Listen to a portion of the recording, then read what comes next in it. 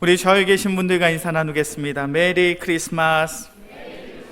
즐거운 성탄을 보내세요.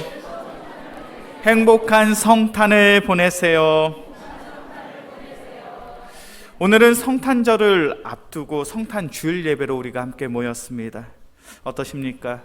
성탄의 기쁨, 성탄의 즐거움이 우리의 마음속에 허락되어 있으신가요?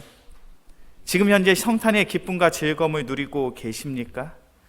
참, 목사님, 성탄절을 맞이해서 내가 참 기쁩니다, 내가 참 행복합니다 라고 이야기하기 어려운 그런 시대에 우리는 살아가고 있습니다. 지금 우리의 상황이 성탄의 기쁨, 즐거움을 누리기엔 참 어렵죠. 비상계엄에, 탄핵에, 정치적인 이념에 의해서 한 나라가 둘로 쪼개져 버렸습니다. 서로를 비방하고 비난하고 분쟁하고 분열하는 그러한 모습들이 계속되고 있죠. 정치권만 혼란스러운 건 아닌 것 같아요. 경제도 매우 어렵습니다. 계속되는 경기 침체에 많은 사람들이 자신들의 가게 문을 닫고 있고요. 물가는 계속 오르지만 내 월급은 요지부동입니다. 일자리가 없습니다. 취업이 되지 않습니다. 지금 현재 일은 하고 있지만 언제 내가 퇴직을 해야 될지, 퇴직을 요구받는 그러한 상황 속에 눈치 보며 일을 하는 사람들이 적지가 않습니다. 그렇게 우리의 상황과 우리의 환경을 보면 성탄의 기쁨과 즐거움을 누린다는 것은 거의 불가능해 보입니다. 이렇게 생각하시는 분들도 있을 것 같아요.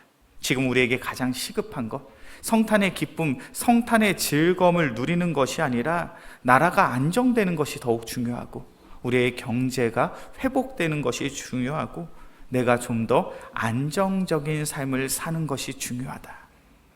이렇게 생각하시는 성도들도 적지가 않을 것 같습니다. 그렇게 성탄절을 앞두고 우리의 찬양, 우리의 예배도 그렇게 생각할 수 있겠죠. 지금 우리가 교회에 모여 찬양하고 예배 드리기보다는 지금이 아니라 나중에 우리의 삶이 좀 더 안정이 되고, 우리의 삶이 조금 더 회복된 이후에 예수님을 찬양하고 예수님을 예배하는 것이 옳지 않은가. 우리에게 허락된 이 혼란스럽고 어지러운 상황 속에 우리는 그러한 생각들을 하면서 그러한 마음들을 가지고 오늘도 예배의 자리에 나왔을 수도 있겠죠. 그런데 오늘 본문의 말씀을 보면 2000년 전에 예수님이 이 땅에 오셨을 때 세상은 우리를 구원하신 아기 예수님에 대해서 전혀 관심이 없었습니다. 우리 말씀을 한번 볼까요? 누가복음 2장 1절부터 3절까지의 말씀이에요. 누가복음 2장 1절에서부터 3절까지의 말씀 함께 봉독합니다. 그때 가이사 아구스도가 영을 내려 천하로 다 호적하라 하였으니 이 호촉은 구레뇨가 수리아 총독되었을 때 처음 한 것이라. 모든 사람이 호적하러 각각 고향으로 돌아가매. 누가복음 2장 1절부터 3절까지의 말씀을 보면 예수님이 태어나신 그 상황을 매우 간단하게, 명확하게, 명료하게 서술하고 있습니다. 예수님은 어떤 상황 속에서 태어나셨습니까? 로마의 황제가 호적을 명했더라. 호적을 명했다는 것은 어떠한 의미를 가지고 있냐면 각 유대인들이 각자의 고향으로 돌아가서 자신의 신원을 등록하라는 거예요. 자신의 신원을 등록하고 마땅히 거기에 따르는 세금을 내는 것, 그것이 바로 호적입니다. 어떠십니까? 2000년 전에 유대인들이 로마 황제의 명령을 받아서 자신들의 고향으로 돌아가 호적을 하는 것, 호적을 행하는 것, 이것이 중요할까요? 중요하지 않을까요? 이것은 매우 중요한 일이에요. 당시 유대인들은 로마의 식민지하에 살아가고 있었습니다. 그렇게 로마의 식민지의 한 백성, 한 일원으로 살기 위해선 반드시 자신의 신원을 등록을 해야 돼요. 자신의 신원을 등록하고 세금을 내지 않으면 불황자 혹은 도적 취급을 받게 됩니다. 그렇게 지금 유대인들의 입장에서 가장 중요한 문제가 무엇이냐면 각자의 고향으로 돌아가서 자신의 신원을 등록하는 거예요. 세금을 내는 거예요. 그래서 내가 로마의 식민지의 한 사람임을, 한 백성임을 증명하는 것이 가장 중요한 문제였습니다. 그렇게 자신의 모든 일들을 멈춰 세웁니다. 자신들에게 있어 가장 시급한 일은 고향으로 돌아가서 호적을 하는 거예요. 신원을 등록하는 거예요. 세금을 내는 거예요. 이것이 나의 삶 속에 가장 중요한 일이에요. 그래서 많은 유대인들이 먼 거리로 이동을 합니다. 자신들의 고향으로 나아가고 있죠. 자신의 모든 일상을 멈춰 세우고 고향으로 돌아가서 호적을 행합니다. 대이동도 이런 대이동이 없고 혼란도 이런 혼란, 난리도 이런 난리가 없습니다. 이들의 삶이 얼마나 바쁘고 분주했는지, 얼마나 정신없고 혼란스러운 시대였는지, 남에게 관심을 가지고 다른 사람들을 살피고 돌볼 만한 그런 여유도 없더라는 것이죠. 이런 사회적 상황이 누가복음 2장 4절부터 7절까지의 말씀에 잘 나타나 있습니다. 누가복음 2장 4절에서부터 7절까지의 말씀이에요. 제가 한 절, 우리 성도님들이 한 절 교독해서 봅니다. 요셉도 다윗의 집 족속이므로 갈릴리 나사렛 동네에서 유대를 향하여 베들레헴이라 하는 다윗의 동네로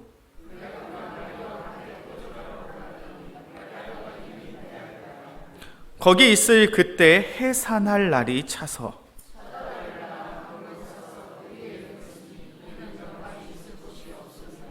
아멘.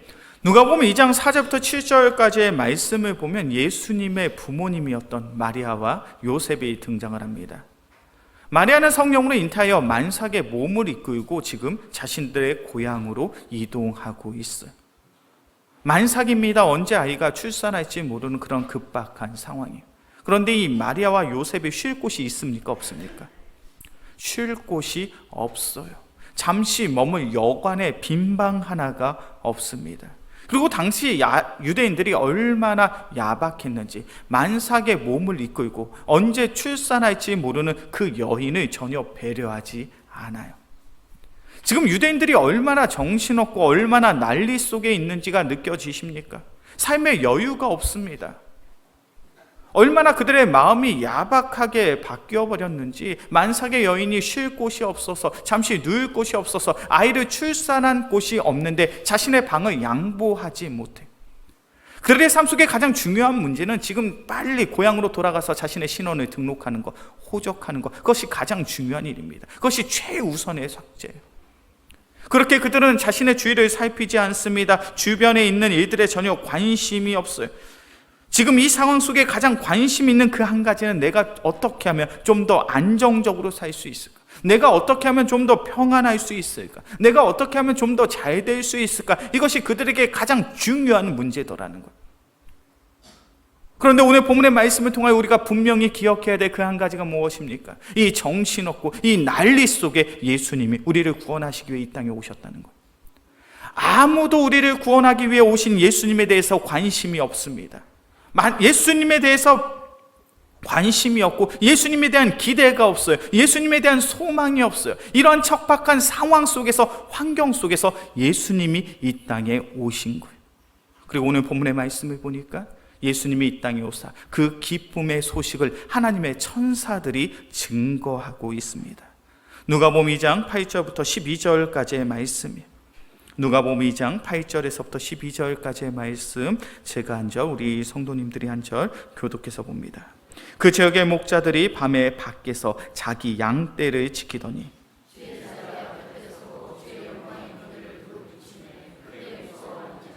천사가 이르되 무서워하지 말라. 보라, 내가 온 백성에게 미칠 큰 기쁨의 좋은 소식을 너희에게 전하노라.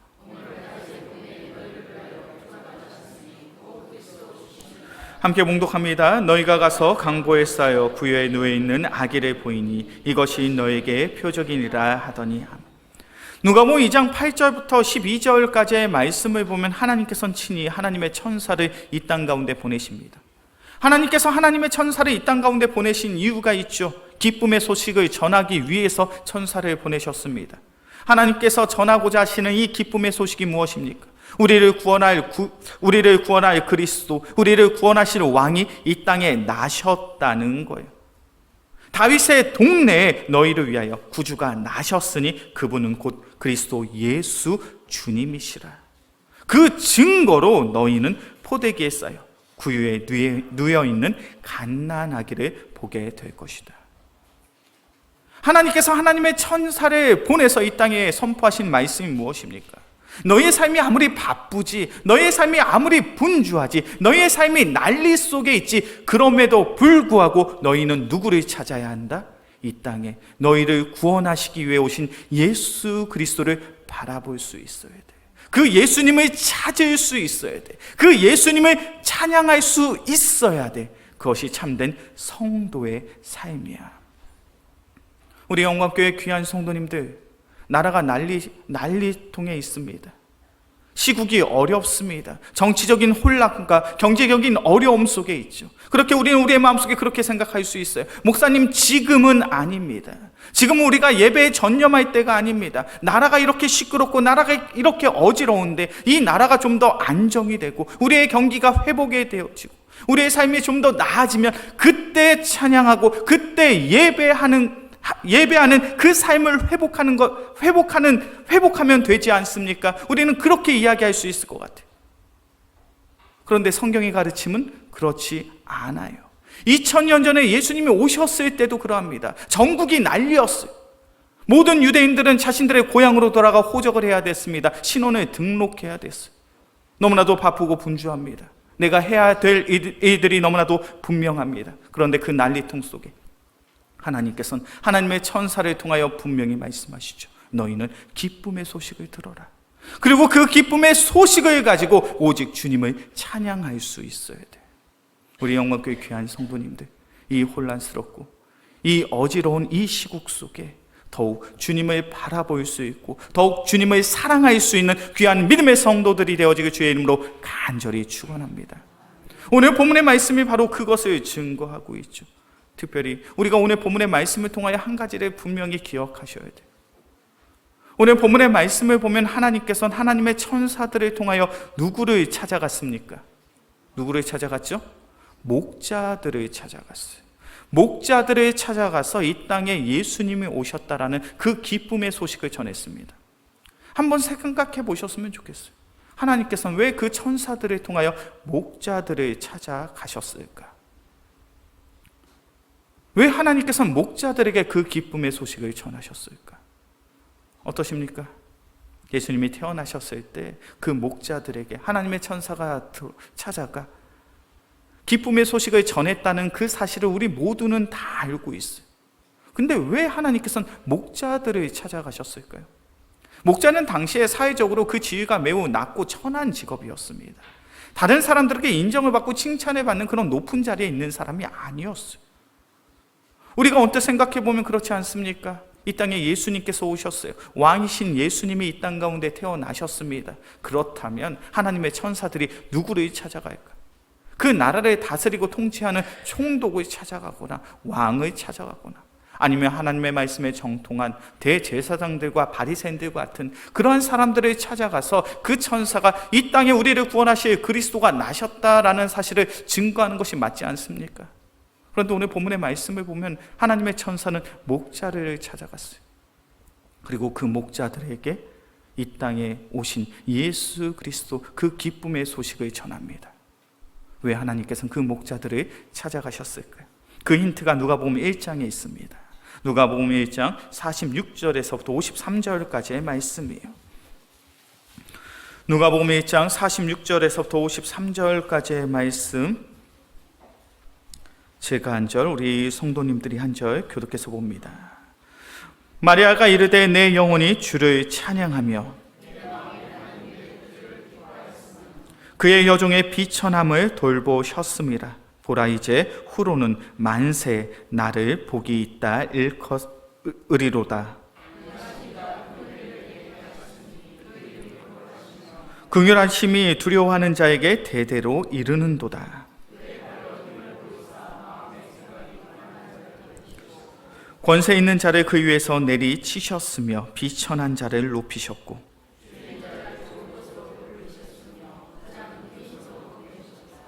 아멘.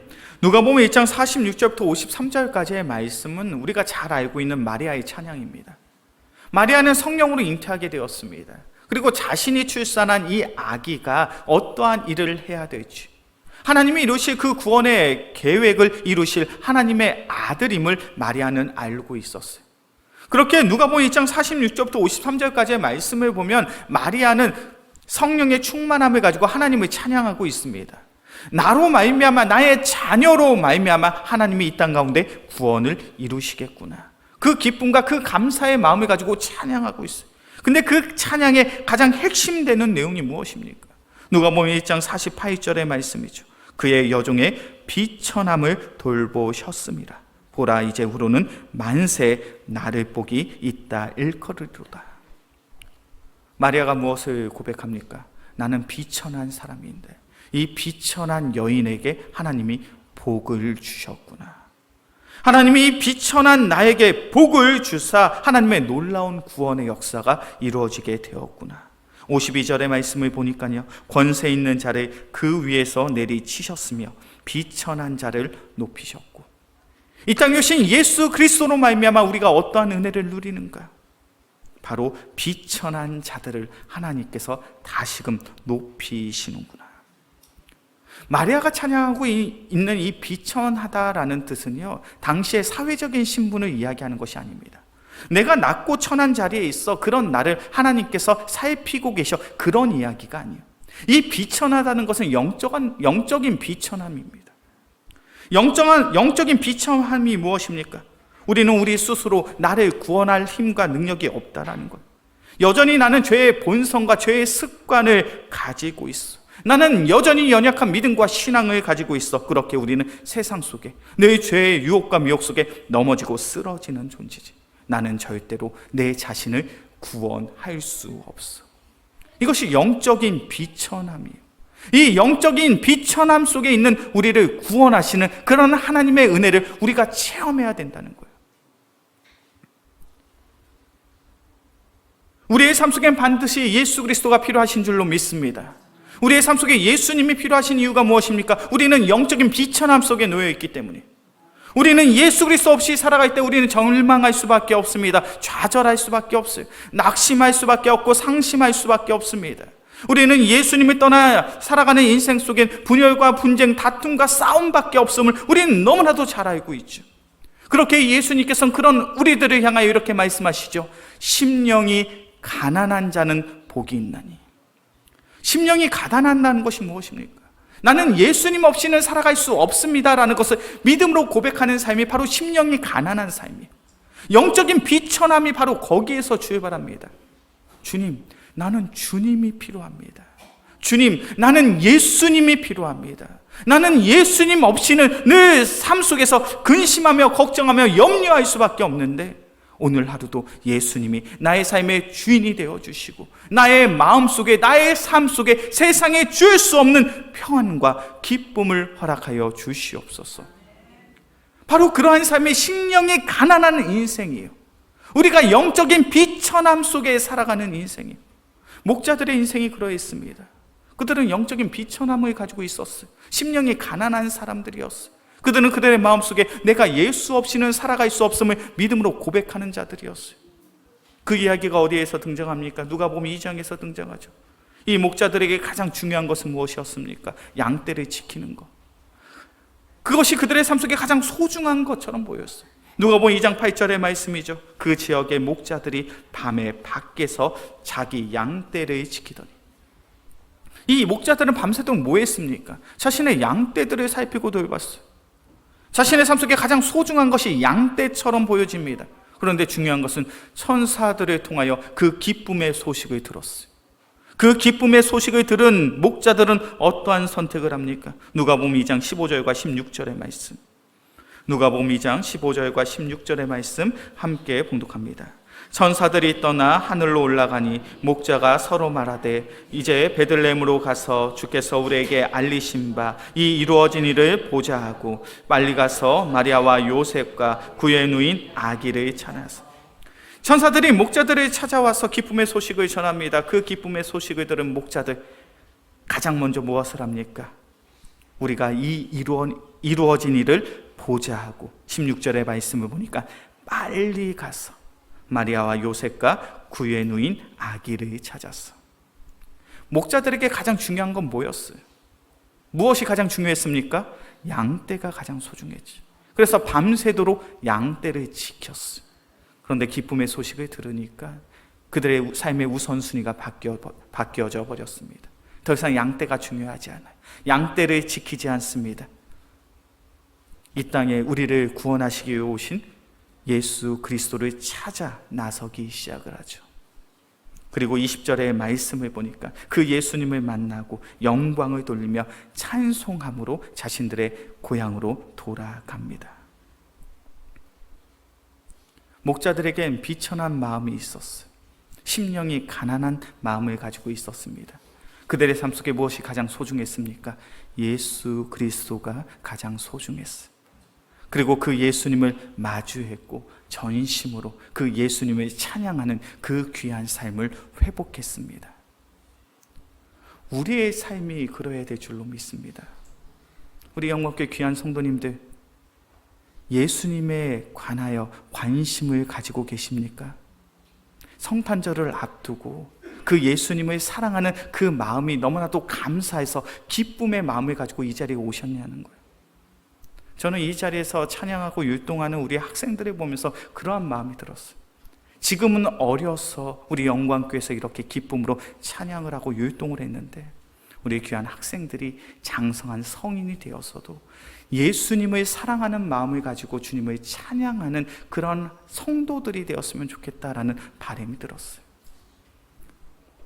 오늘 우리 시온 성가대가 귀한 찬양을 하나님께 영광을 돌렸습니다. 우리 성가대, 주님을 사랑하는 마음으로 하나님을 찬양하셨습니까?